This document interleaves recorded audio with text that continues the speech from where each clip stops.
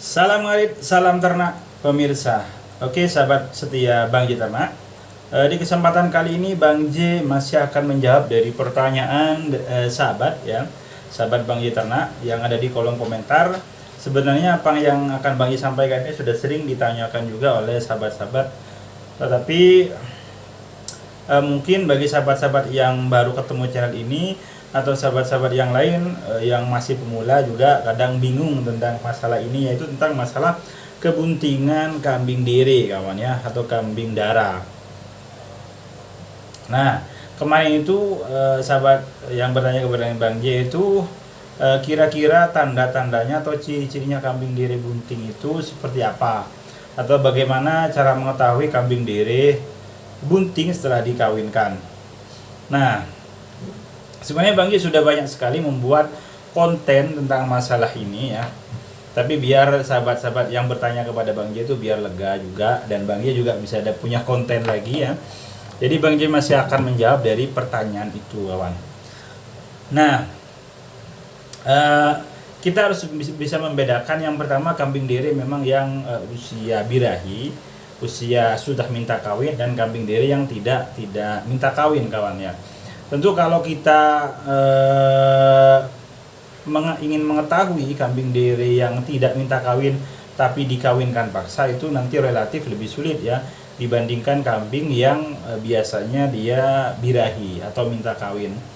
Nah, kalau yang tidak minta kawin tapi dikawinkan paksa, tentu nanti cara mendeteksinya dengan melihat perubahan fisik pada si kambing ini.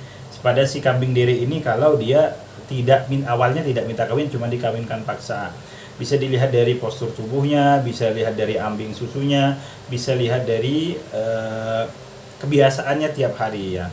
Makanya bagi sahabat-sahabat semua harus tahu bedanya antara kambing sahabat terutama sebelum dan sesudah dikawinkan. Kalau perlu untuk membedakannya, difoto kawan, kambingnya difoto atau direkam.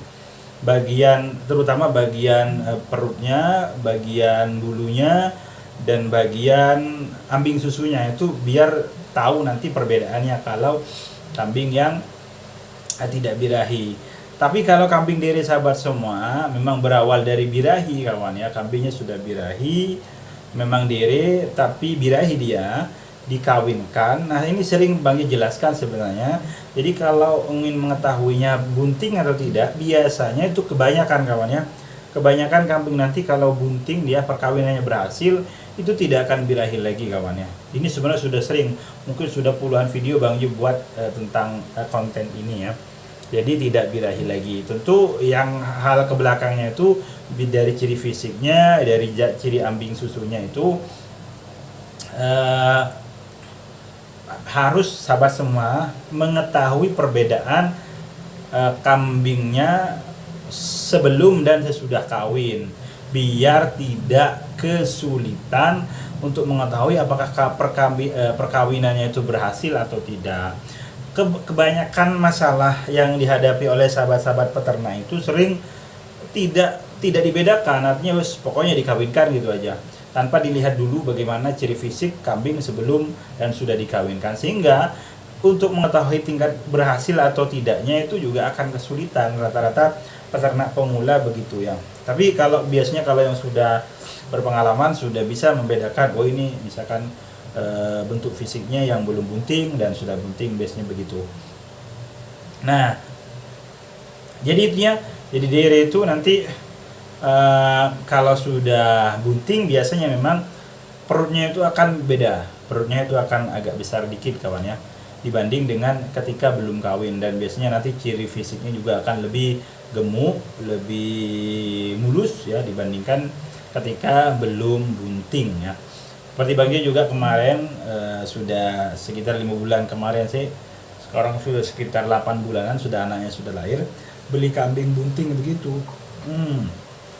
Ya perutnya sudah besar kawan ya, perutnya sudah besar, kira-kira buntingnya sekitar sebulan kata si penjual itu. Ternyata alhamdulillah benar-benar bunting ya.